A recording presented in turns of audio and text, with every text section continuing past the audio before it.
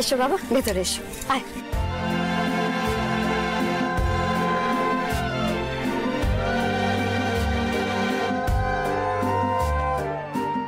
কপালের জোর আছে বটে পুতুলের, নইলে লগ্ন ভ্রষ্টা হতে হতে যে মেয়ে পার হলো সে গিয়ে পড়লো কোথায় না একেবারে বড় বাড়িতে।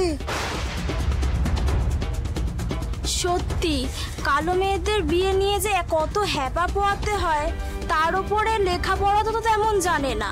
সেই মেয়ের এমন ভাগ্য, একদম রাজপুত্রের মতো বর পেয়েছে দেখো গো। এই একদম বাজে কথা বলবে না, একদম বাজে কথা বলবে না। আমাদের ছোট মেয়েটা কালো কোথায় গো? একটু চাপা রংটা, তো অত রোদে রোদে ঘুরলে তো এরকম হবেই। আর আমাদের মেয়েটা কমটা কিসে গো? হ্যাঁ, কমটা কিসে? একটু লেখাপড়াটা হয়নি, তাতে কি হয়েছে? মনটা কিরকম দেখবে তো, একেবারে সোনায় মোড়া, বুঝেছ? আমি তো প্রথম থেকেই জানতাম আমাদের পুতুলের খুব বড় ঘরে বিয়ে হবে।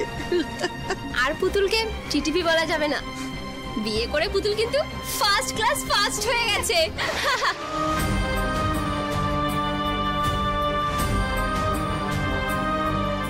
কোনোদিন আমি তোকে স্ত্রীর আসনে বসাতে পারবো না, কোনোদিন আমার স্ত্রী হিসাবে কোনো অধিকার তুই দাবি করবি না।